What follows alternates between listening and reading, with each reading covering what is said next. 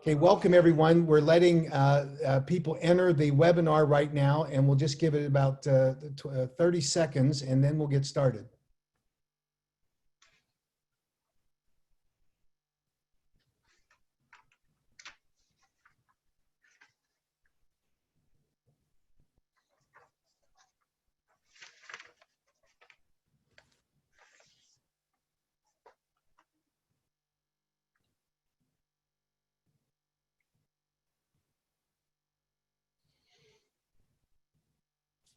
All right, so we'll go ahead and get started and welcome to everyone who's joined this webinar today that is designed to be a training program for advocates for Kratom throughout the United States. My name is Mac Haddo. I'm the Senior Fellow on Public Policy for the American Kratom Association, and I'm joined today by two of my colleagues that I've had the opportunity to stand and sit shoulder to shoulder with in testifying in legislative hearings around the country and in Washington, D.C.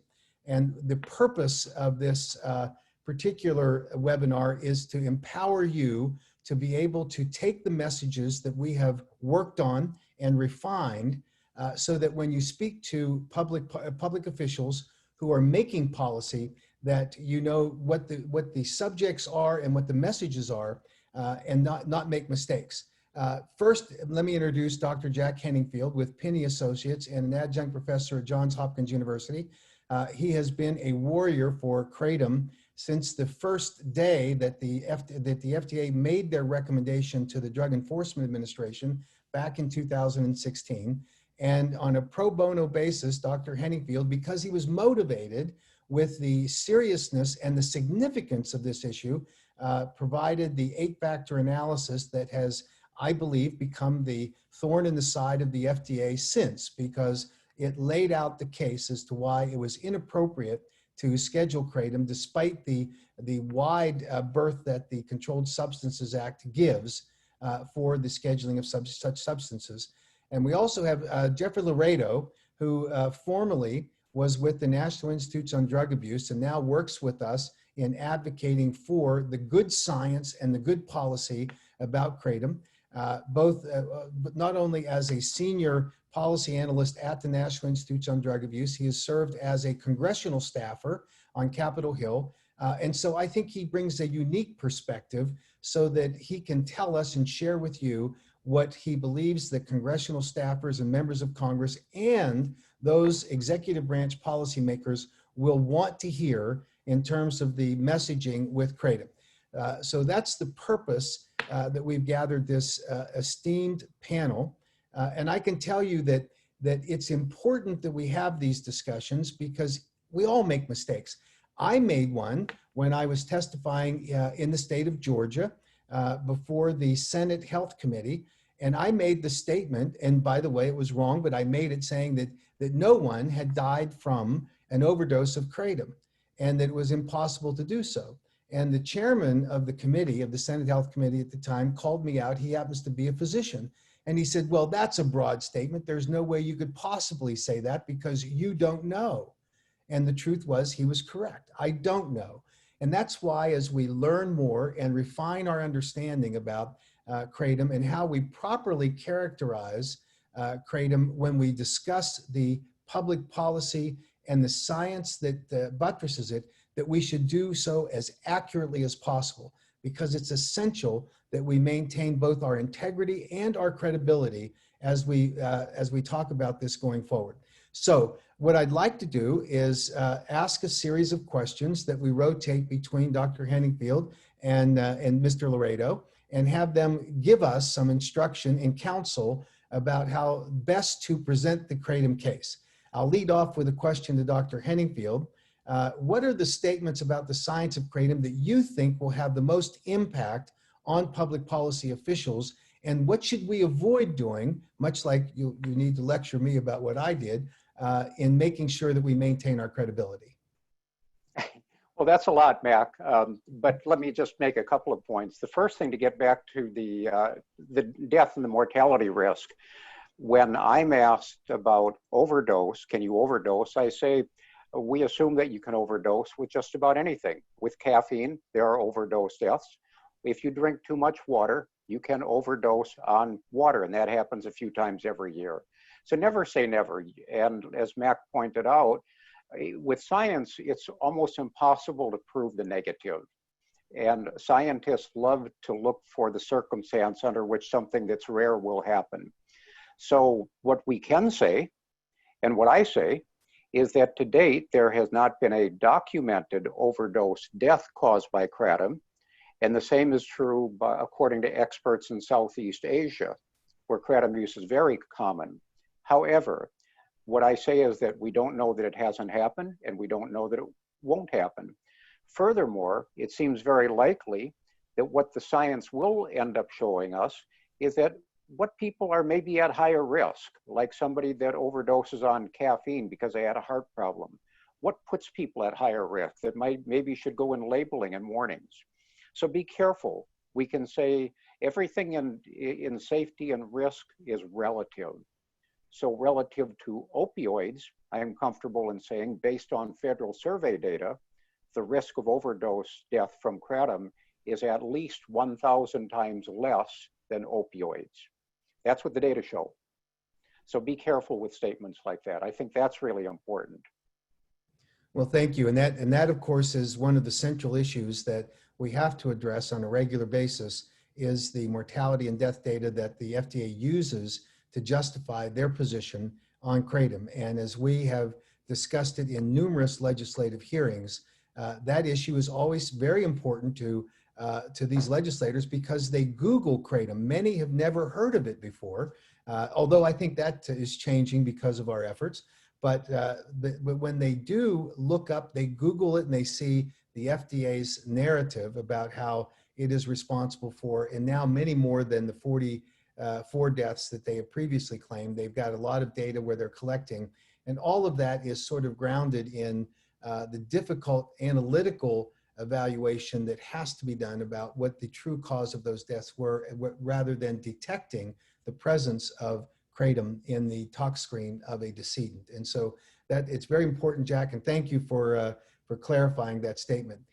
Jeff Laredo, you obviously, in your work at NIDA and during the time at NIDA, back in 2016, were a party to the discussions with the NIDA people and the FDA. And we all know that the memorandum of understanding that exists between the FDA and the National Institutes on Drug Abuse requires that the NIDA folks provide the scientific evaluation of whether or not there is an addiction liability on kratom. And in 2016, NIDA signed off on it. So would you help people understand why today that landscape has changed, and based on the testimony by the NIDA director, Nora Volkow, clearly she no longer supports, and NIDA no longer supports, the scheduling recommendation that the FDA has made to the DEA with respect to kratom, and what impacts you think that that has?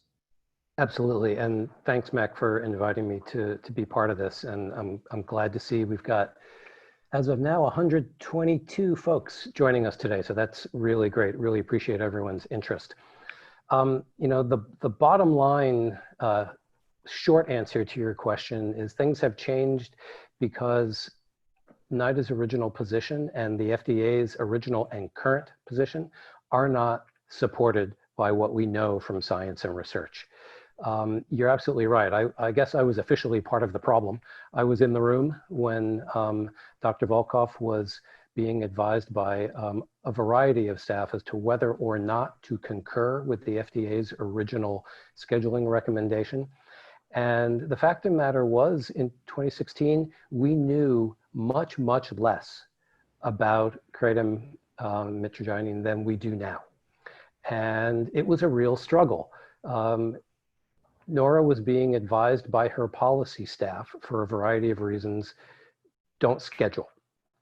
And she was being advised by her medications development and other scientific staff, you're stuck, boss. We're not really thrilled about this, but you have to concur with the scheduling recommendation based on information and data that were being provided to us by the FDA. And she wasn't very happy about it.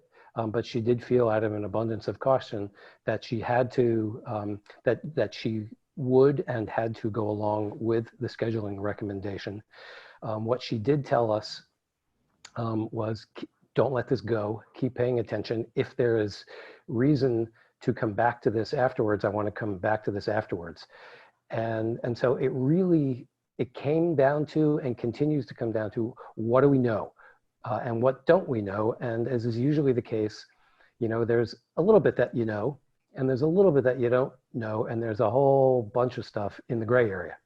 And that, of course, makes, you know, that's why science is difficult. You know, it's not being evasive, it's just hard. And it's okay to admit that it's hard. But, you know, what we knew at the time about abuse, what we knew and didn't know about abuse liability and the harm potential, that data came from the FDA. Looking back at that now, my personal opinion is that it was, frankly, even worse than it's worse than we thought it was at the time in terms of the quality of the information they were providing to us. Nevertheless, we did, and Dr. Volkov did go along with the recommendation for scheduling. The important thing to know, and Mac, as you've talked about, as we've all talked about publicly, in the ensuing 2 and 3 years, a pretty significant volume of new data and other information has come out from the scientific community that clearly shows that much, if not all, of what the FDA has been saying just isn't correct. It's just wrong. And that actually still, you know, as a long-term government and public health official, to get up on a soapbox and criticize the FDA isn't something that I personally do lightly, because I don't want to do that. I want the FDA to be the absolute shining gold standard and for them to be correct. In the case of Kratom, unfortunately, they have been consistently incorrect. And so, you know, relying on, and that's really, the advocacy message here is rely on the science, rely on the science, rely on the science. And when there isn't science, rely on everything that you do know and back it up with your personal stories of what, you know, friends and family have experienced. So let me stop there, and then we can expand on this later. Well, thank you. And you know, one of the interesting things that happened in the course of the House Appropriations Committee as they were developing the FY 2020 budget was the appropriations hearing where Dr. Volkov was testifying. And prior to that, the FDA had briefed all of the staff that were supporting the members that serve on the Appropriations Committee. And so there was an expectation that when Dr. Volkov made her or presented her testimony, that she was going to be wishy-washy at a minimum and probably supportive of the FDA's position on Kratom. And the staff were stunned when the question was posed to Dr. Volkov, and she said about whether it should be scheduled, and she said, no, I don't think so. It would, and she gave a reasoning for it, which essentially was that it would then inhibit needed research, and you know, took note of the fact that there were many people who were reporting anecdotally that they were effectively using it as a replacement for opioids in the management of acute and chronic pain. And that was, not only did it set the FDA staff back who had briefed all of these legislative staff members who support their members, it was a sort of an earth-shaking moment on the committee, because then they realized that the FDA on this issue was wrong. And I think you properly said that we all would like to believe that the FDA is right, because their mission is to provide for a safe environment for products that are marketed to the American public. And in this case, they simply have failed us. So this really is a significant area, and we appreciate your perspective in showing how the evolution of this issue has allowed NIDA to arrive at a much better place with a fuller understanding of what Kratom is and what it does. So with that, I'll turn back to Dr. Henningfield. And Jack, can you tell us from your perspective, what are the most important studies that have been completed to date that should be presented to and that you think would be of interest to a member of Congress or a state legislator or even a city councilman or a county supervisor? Because we're fighting at those levels too in order to protect the the freedom of consumers to have access to safe Kratom products? Sure. And some of them are related to addiction, but probably the most important studies that help turn things around at DEA, the Drug Enforcement Administration, which, as you know, DEA is doing something it's never done, which is it's ignored now for over 2 years, the 2017 October emergency scheduling request by FDA. I've never seen that happen. So why are they doing that?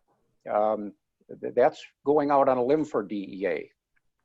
Well, they're doing that because DEA got more than 20,000 comments from advocates, from people with loved ones, people that use Kratom, professionals, people like me, scientists, saying this doesn't fit the science, but most importantly, millions of people are using this as a lifeline away from opioids, a lifeline where approved drugs didn't work.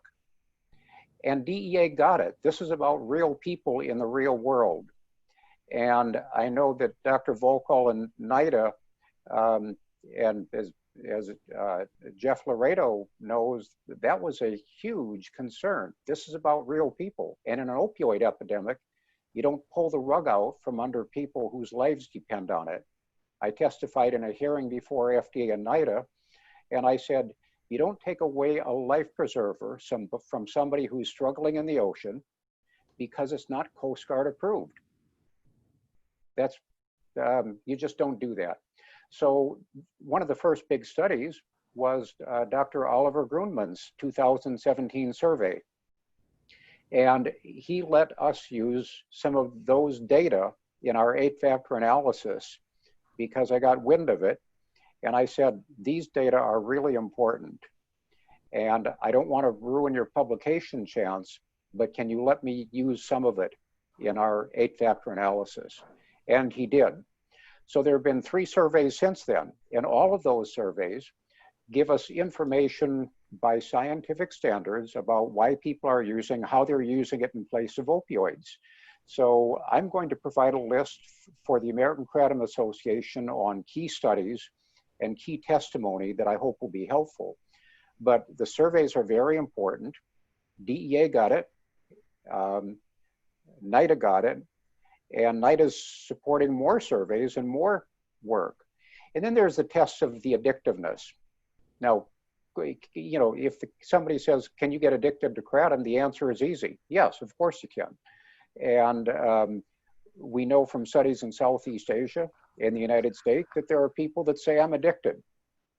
But what's important to point out in hearings is that addiction is relative.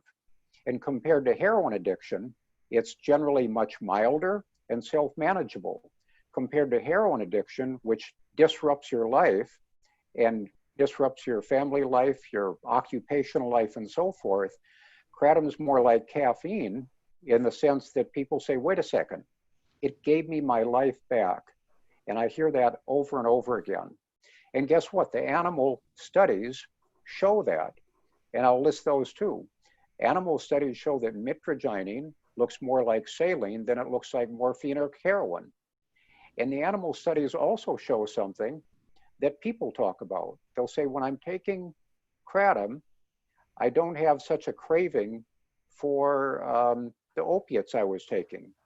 And it helped me with my withdrawal. And the animal tests said the same thing. If random animals are working to get morphine or heroin, you give them mitragynine first, they don't take as much heroin or morphine.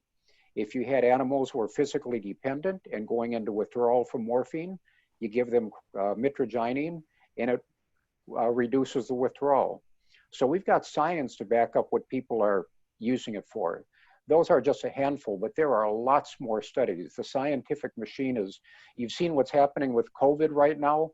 Studies, just scientists in overdrive. And NIDA is now funding, by my estimate, between $10 and $20 million of research on Kratom, from surveys to basic research.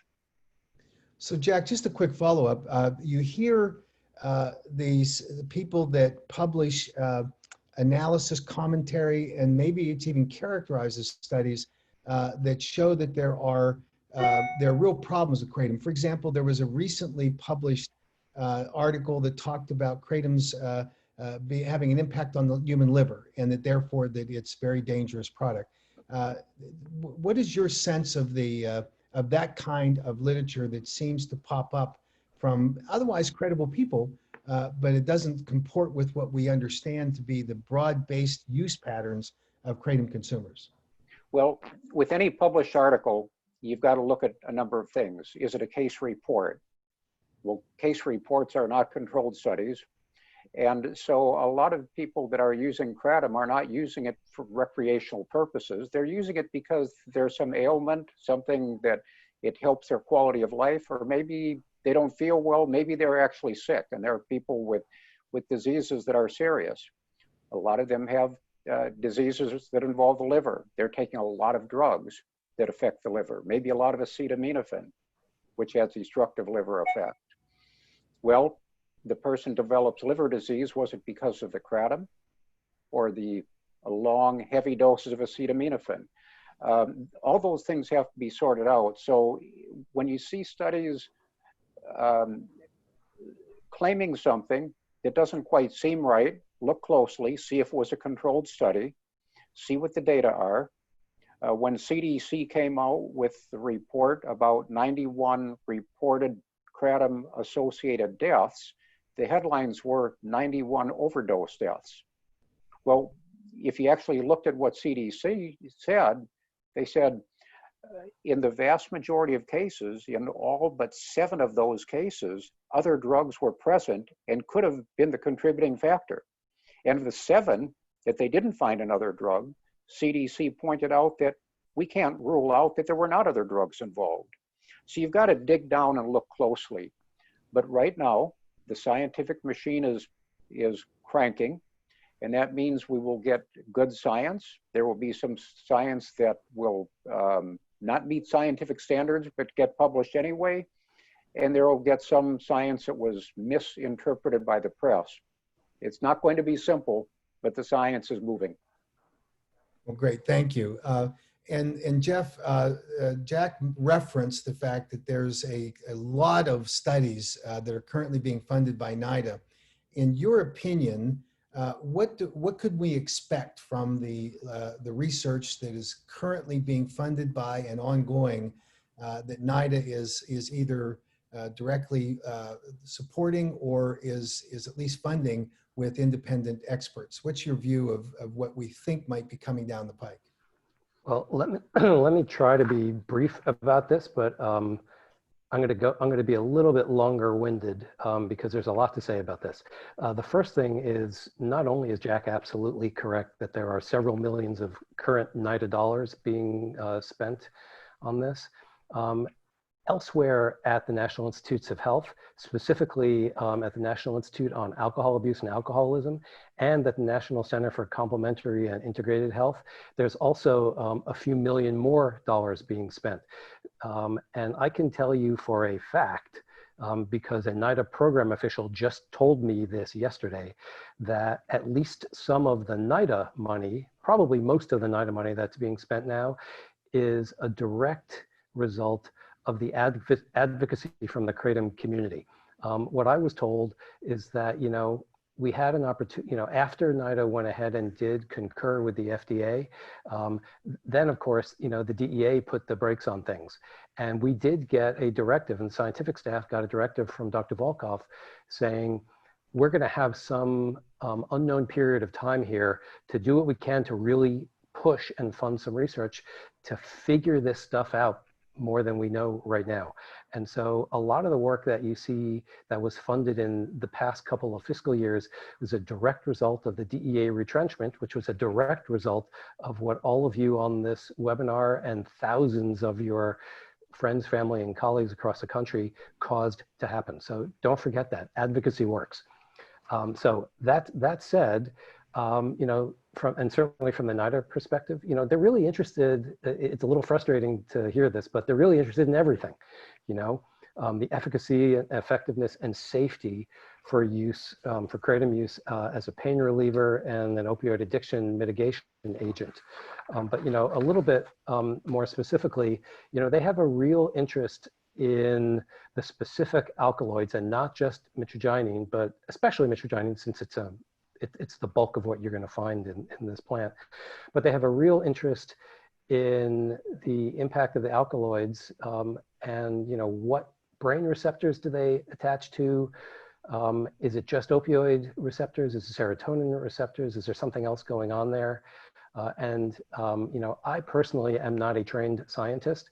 And when I talked to the scientists at NIDA, just like when I was working there, I had to force these folks to speak English to me so I could figure out what the heck they were talking about. And, the simple answer is, you need, with any kind of substance that impacts the brain, you have to figure, as best you're able, you need to figure out how it impacts the brain and the rest of the body to figure out how it can help you, how it can hurt you, or how it's benign. And so anything at all, since there is so much to learn about this, that scientists can learn about this, is of interest to NIDA.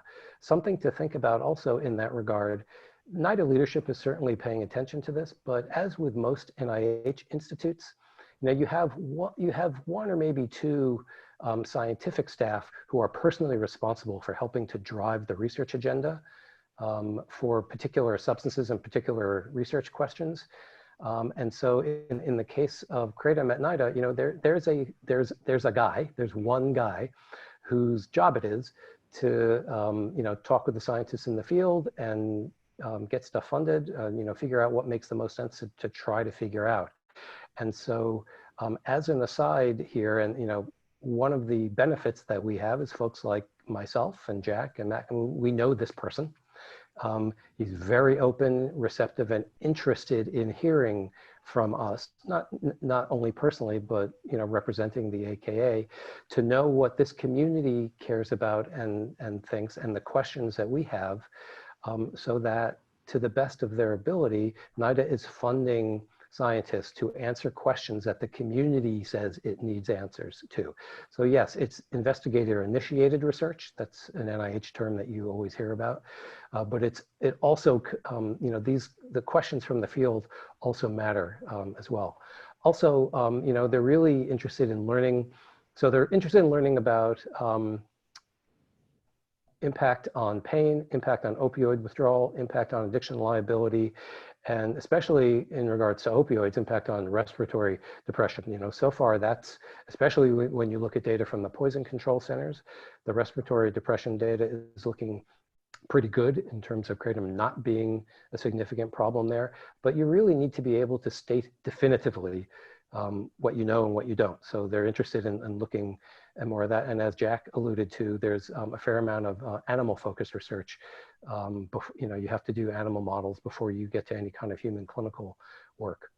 NIDA is also continuing its work with the National Center for Advancing Translational Services, which is another center at the NIH, to see if one or more of the alkaloids can be moved to clinical trials in humans. And this is more of a, outright medications development focus. And I know in our field, there are different opinions about that. I would encourage us as advocates to be supportive of that approach, not as a standalone only do this approach, but remember, this is the NIH and the NIH working with the FDA. It would be foolish of us to not expect a medications development approach to be happening. If that were the only thing that was happening, that would be a problem. It's not the only thing that's happening, but they're used to this. So let's support them in that work as long as they're doing other things as well.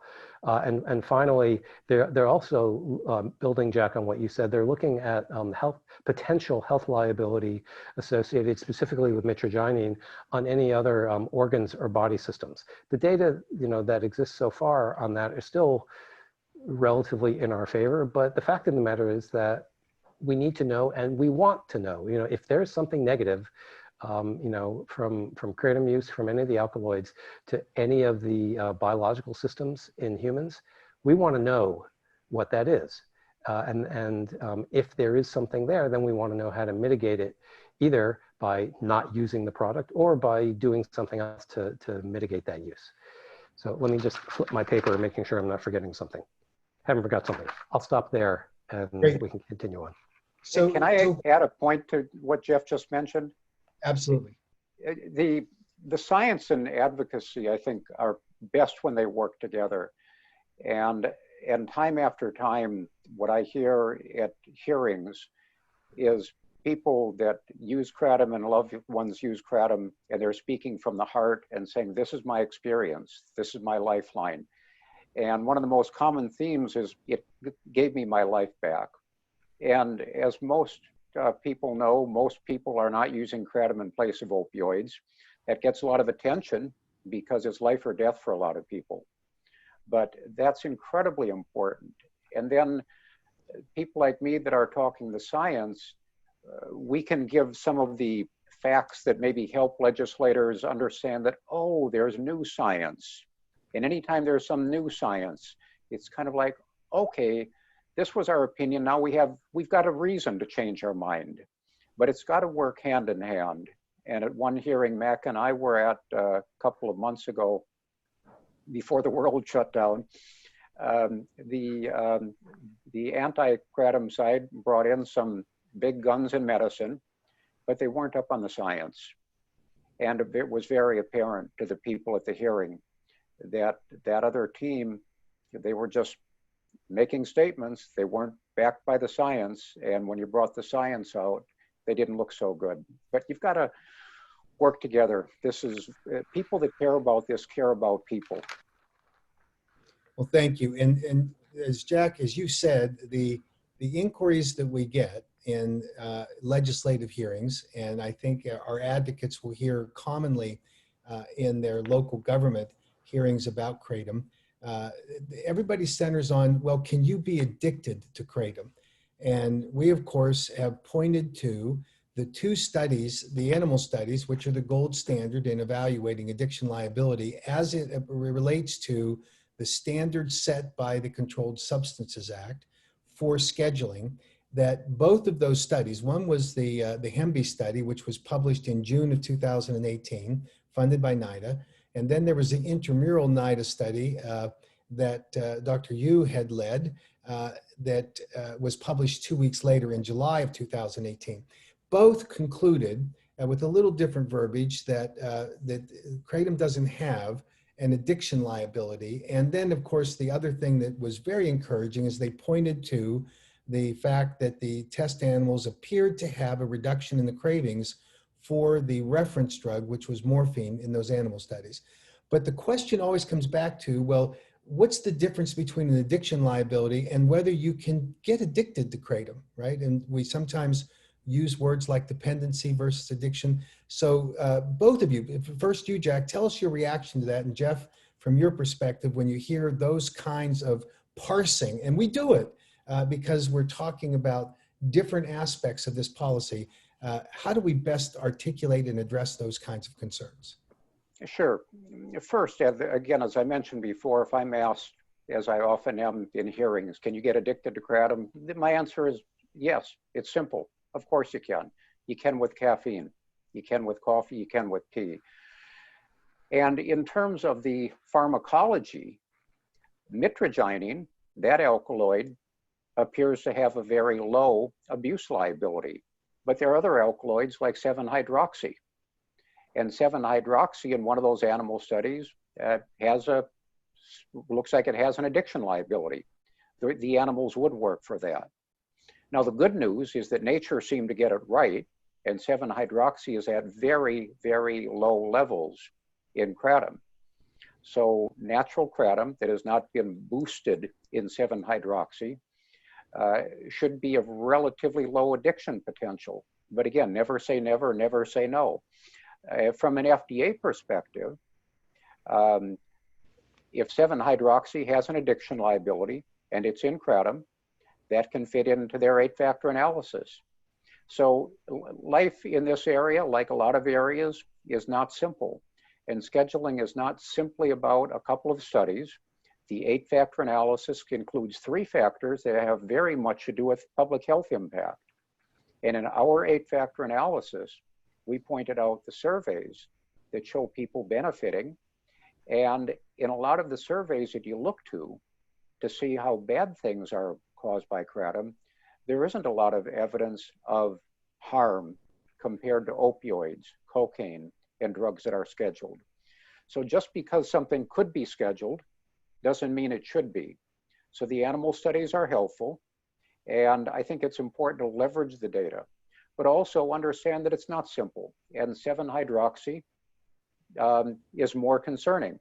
So my answer to that is that we need regulation, as is occurring now in 4 states, where it clearly states that 7-hydroxy levels cannot exceed those found in nature. Now, what that exact point is, we know about what it is, but we know that as long as it's below 2%, it probably is not going to be a major contributor to the safety and abuse liability of kratom. So look at the science carefully, but if you're advocating, speak from your heart, explain why this is important to you. Thank you. Jeff, your perspective on this. Yeah, I'll add to that. The first thing I'll say is everything that Jack just said, yes. I think that in this specific case, for me as a public health policy geek, the public health impact part of the scheduling discussion is what's really key, because that involves the science, but not only the science. And like Jack said, you know, if you comparing addictions can sometimes get far too esoteric to have a reasonable policy discussion. But it, you know, think about it this way. You know, if somebody says, "Oh, you're addicted to kratom," well, how does that compare or not compare to if you were addicted to another substance that is really dangerous, like methamphetamine or cocaine or heroin?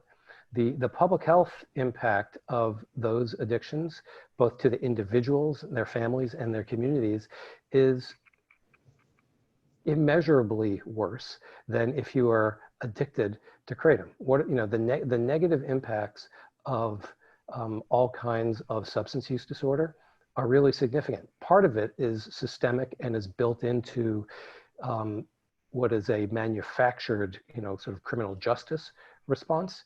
And to the degree that we can keep the kratom discussion away from all of that, we really should, because as we've seen, the so-called war on drugs over the past 50 years has been an unmitigated disaster from every possible angle, for any reason you can talk about it. But so, you know, it's one thing, you know, addiction is a defined medical problem. But as lots of other medical problems, you know, there are different grades of things, and different potential negatives can flow from things. And so even, you know, if you're taking this as a sort of an academic discussion, if you're addicted to kratom, can the life of those around you be impacted as negatively as some of the other drugs we're talking about? It's not even the same discussion. And unfortunately, this has gotten mixed because, I mean, just even think of the federal agencies that we're talking about. You're talking about the Drug Enforcement Administration. The very fact that we have to talk about the Drug Enforcement Administration in this discussion puts us in a bad place to begin with, because the Drug Enforcement Administration has 2 jobs. They are the illegal drug cops, and they're the controlled pharmaceutical cops. We don't want our product having to deal with that type of discussion at all, ever. Great perspective, thank you. Jack, you drew the distinction between the alkaloid content of the plants, which of course is central to the argument that we make about the pharmacologic properties of metrogene versus 7-hydroxymetrogene, which the animal studies implicated as being a powerful substance. And you correctly pointed out that nature got it right in terms of the allocation in the kratom plant of how much 7-hydroxymetrogene versus metrogene are there. But there was a recent study that came out which offered an hypothesis. I shouldn't call it a study. There was an analysis done and by leading Kratom scientists that posited the thought that perhaps when we talk about the long-term safe use of Kratom in Southeast Asia, where people were picking the plant and chewing on it, that when Kratom is picked and dried and processed and shipped and then sent to the United States, that it's different because there's something that happens in that drying and grinding process to the alkaloid, the power of the alkaloids or the alkaloid distribution or allocation. What's your feeling about that particular situation today? You know, it's an interesting theory, but at this point, the people doing a lot of work in Southeast Asia, in the Malaysia Center for Drugs, and I've collaborated with them. At this point, this is not something that they're concluding.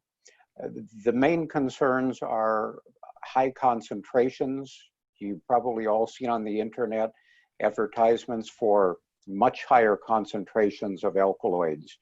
And some of them will say, we have X times concentration, but it's natural, and they do it naturally. Well, the fact that they've concentrated it naturally is irrelevant.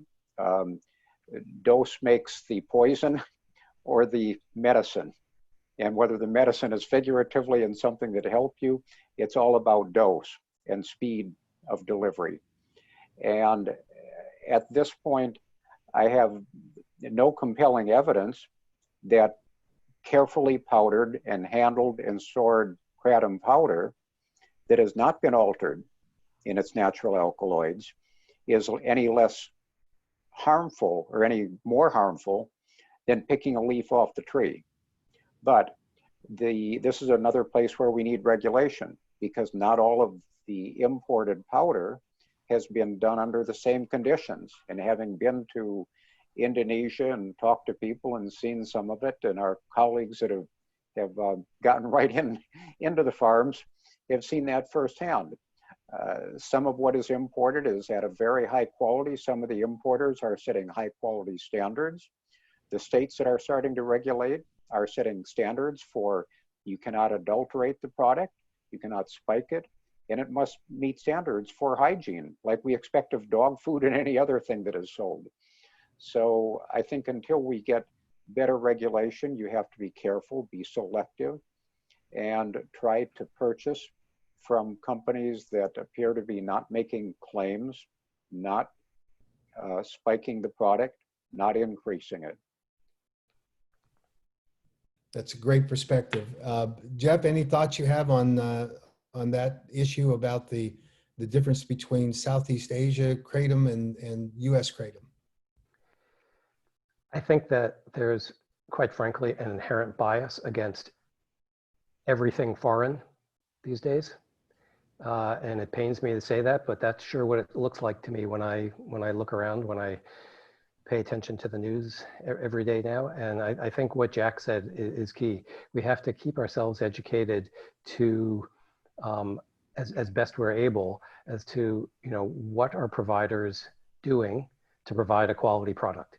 And so in this case, regulation matters. Regulation is not inherently an evil thing. There's a certain libertarian strain in our country and elsewhere in the world that basically just says, I'm an adult, let me do whatever I want to do, and I'll bear the responsibility. Everything is connected, and so it's you can say that, but because we're all connected, it's in my personal opinion just not realistic. But I think that the good manufacturing practices, and to the degree that producers can show everyone, hey, look, here's what we do, here's where we get our product, here's what they do, here's what we do once we get it, if you're talking to a middleman or a distributor.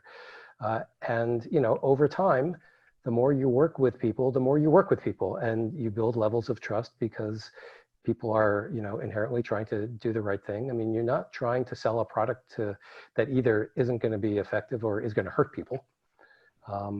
But the lack of regulation fuels that kind of Wild West mentality. And so I absolutely endorse what Jack said about that. And it, you know, over time, as this becomes a more and more normalized industry in the US, some of those issues start to fade away because, you know, it's startup difficulties.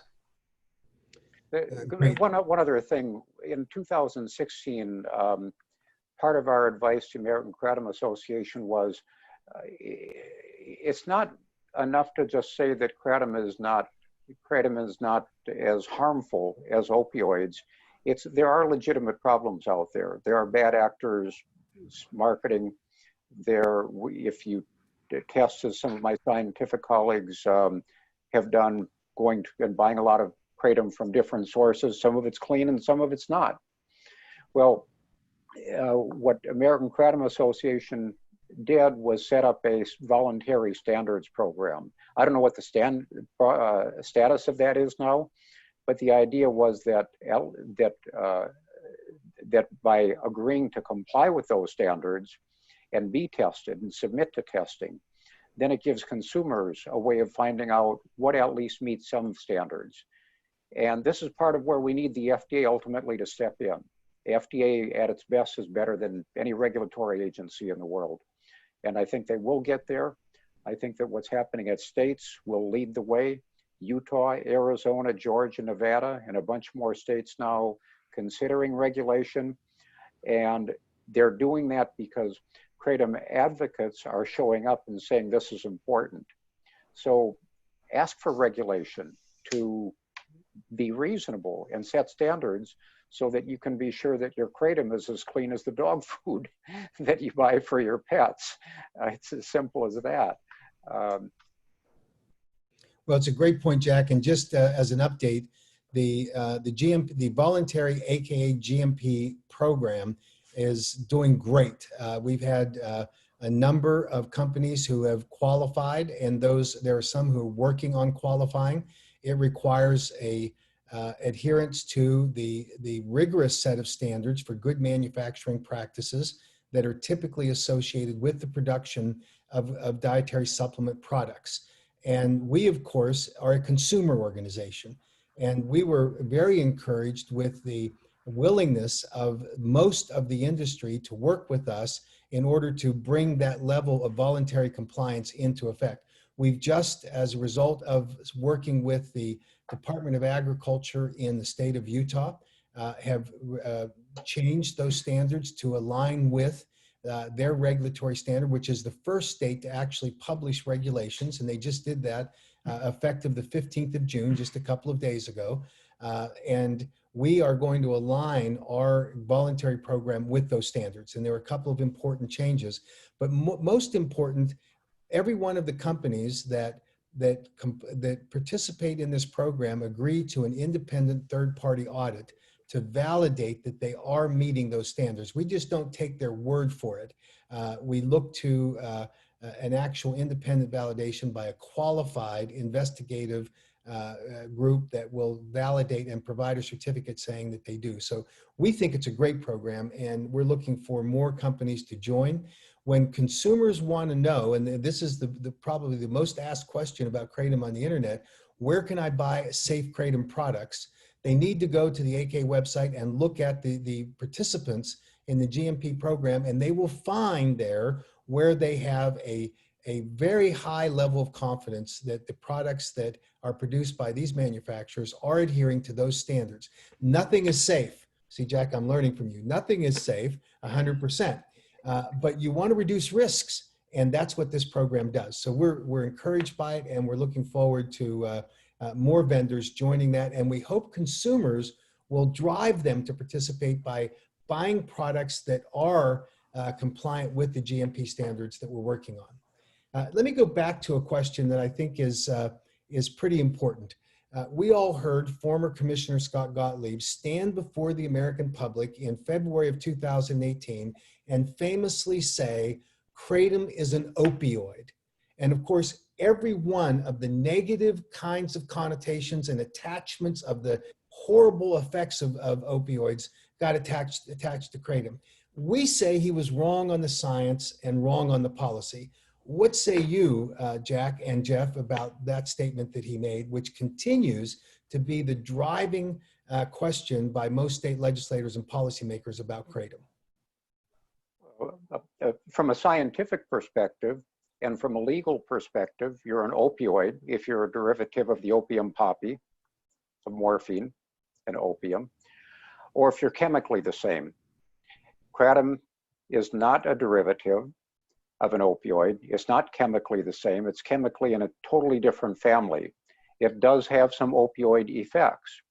And if it was an opioid by nature or chemistry, we wouldn't be here today. It would be a scheduled drug.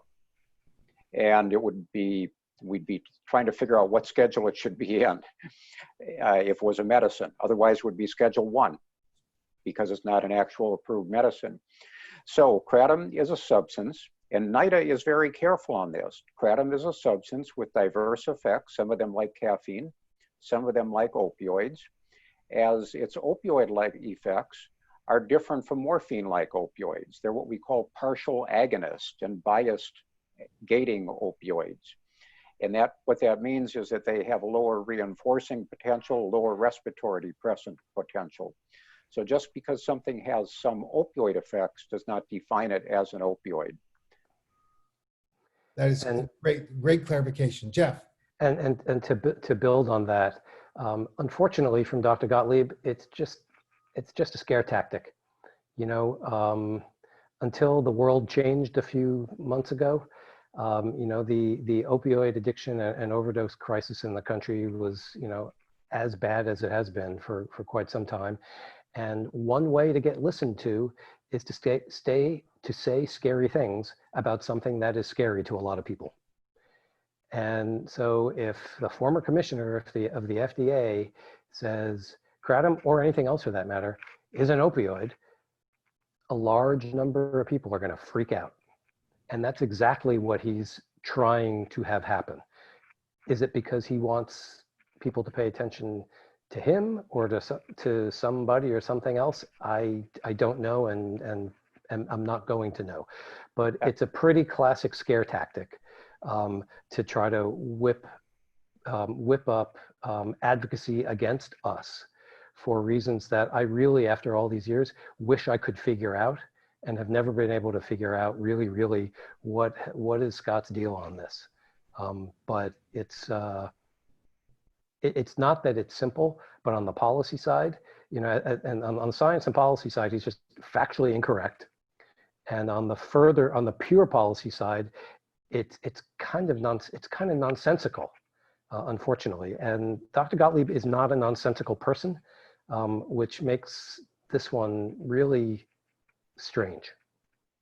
I shared Jeff's befuddlement.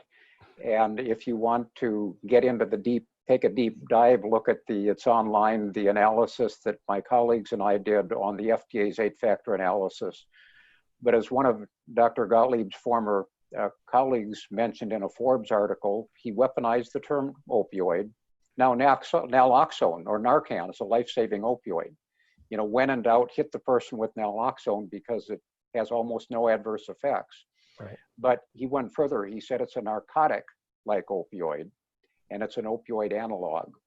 Everybody knows, oh, now you're talking about that kind of opioid, and it's not. One other thing that came up a couple minutes ago with natural, and Jeff and I were discussing this. I've heard people at hearings say, look, Kratom cannot be bad. It can't hurt you. It's natural. Folks, that's not helpful. Cocaine is natural. Morphine is natural. Strychnine is natural. Cyanide naturally occurs.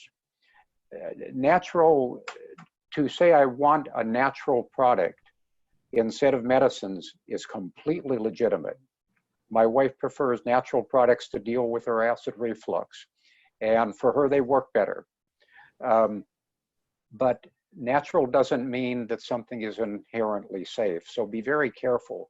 Say that it's completely, I think, helpful to say, you know, I like, as a matter of my life and my style and my philosophy, to wherever possible use natural products. But don't equate being natural with being safe, because you've gone out on a limb. Can I say something about that, Mac? Yes. I agree completely with what Jack just said, and there's actually further policy implications for that messaging. And I want to say this carefully to everybody who's on the line here, because lots of us have talked about Kratom as a natural product, and that's what we prefer to use, and et cetera. One of the other things that line of discussion can lead to is conflation with the cannabis issue. You have probably seen, and I don't actually know what the intersection is between the cannabis advocacy community and our community, but for years and years and years, folks have been advocating for cannabis legalization or cannabis use or whatever folks' opinions are, have talked about, well, cannabis is a plant. It can't possibly hurt you. Regardless of how you feel about that, in terms of Kratom, as a national and state policy issue, that has complicated and not helped our cause. You don't have to like that, but please recognize that. It's hurt our cause because it's caused us and others to bear the brunt of really old-fashioned, but nevertheless durable opinions of, oh, you're just a bunch of flakes out there on the fringe. You want to use this stuff just because you want to use this stuff. I'm not endorsing any of that, not at all. But that is what we get hit with, and anything at all that detracts from our message and our discussion of base what we do on the science and base what we do on data and outcomes is a bad thing. And so if we're called, a bunch of hippies, or that's just, something weird over there, we don't really want to pay attention. Any kind of discussion about that takes folks' eyes off the ball. And when you're dealing with executive branch staff or staff on Capitol Hill or staff in your state legislatures, anything that even has the potential to distract them from the core of what we want to talk about hurts us.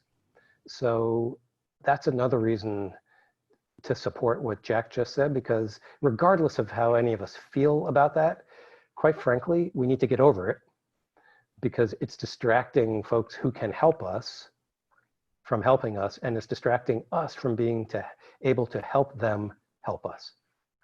Great. So Here, that leads to the final question. But before we get to that, just to let everyone know that this is one of a series of webinars that we're recording and will be available for people to watch again, that give advice and counsel about how to properly advocate for Kratom to preserve the freedom that we want consumers to have to make informed decisions about acquiring safe and unadulterated Kratom products.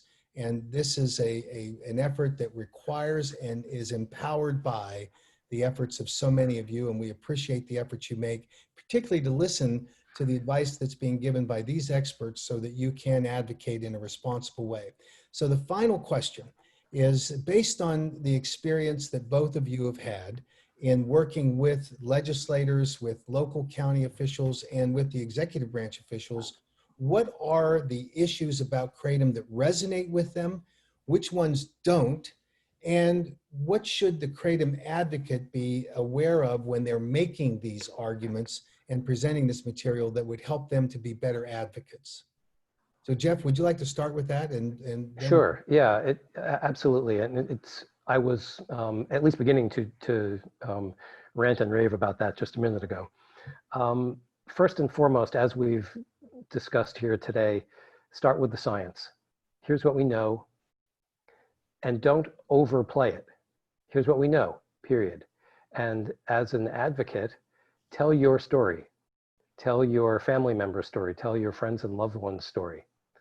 And don't tell that story for hours. Spend some time working on a relatively short targeted message, because the fact of the matter is that the folks who are working for elected officials, who work in executive branch agencies, who might work in your local health department, I'm willing to bet that most of them know little or nothing about what you're talking about. you're there to not only advocate for something you care about, but you're also talking with them to help them. And I can tell you from the jobs that I've had being in those chairs, and even though I knew more about this topic than perhaps your average staffer, anybody who is willing to help from the outside, who is willing to help you with something, whether your boss wants to write legislation or you're working on regulations or you're just trying to get yourself and your boss more educated, whatever it is, anybody on the outside who's willing to provide you quality help when you need it that's the person that goes on the contact list and never leaves the contact list. I was about to say Rolodex, but none of us have Rolodexes anymore. And so part of our job, part of your job as an advocate is to do a little legwork, to find folks who are sitting in those chairs and to offer yourself up as an expert and to explain why you are an expert. You might be a scientist yourself. You might understand some of the science. You might be somebody who is using the product to great effect. You might have a family member. Whatever the reason is, make yourself helpful. Think of yourself, quite frankly, almost as an adjunct member of the staff. You want to be the first person that staffer X calls, almost regardless of what angle or what part of the issue it is. If you identify yourself as someone who's available, someone who doesn't screw around and provides factual information, someone who can always say, you know what, I really don't know. I'm going to help you figure that out. Or I know who does know. And then you call us and we will, because either we will know or we can say the same thing. I don't know. I'm not a scientist. I'm not a doctor, but I can call Jack. I can call Mac. I can call whomever it is I might think will know. We'll find answers. We'll find the information that will be helpful to people to do what they want to do. And the more utilitarian and kind of boring, quite frankly, I mean, that's a tough word, but the more normal all of this gets, if staff call you to say, hey, I was just thinking about X, Y, and Z. What do you think about that? Do you know anything about that? Do you know is there somebody else I should talk to about that? The more that happens, the more that will continue to happen. And the more good you can do for yourself, for your family, and this community. That is great perspective. Jack, your perspective. Boy, I have very little, if you can get the tape or transcript of what Jeff just said, that's the roadmap from somebody that's worked in policy on Capitol Hill and for a long time. And just to back up a couple of things, speak from your heart. When I'm at hearings, what I'm really impressed by is every hearing I've been, not all, but most of the people, whether they're city council persons or state legislatures, leaders, they care about people. They're there because they really want to help people. So when you're there and you stand up and say, look, it gave me my life back. I had this kind of pain, or I had this kind of, I'm a veteran and nothing was working for me. I have some post-traumatic stress. It doesn't mean that it works as a drug. I mean, we're not saying it's an approved drug. You're saying, for me, it worked.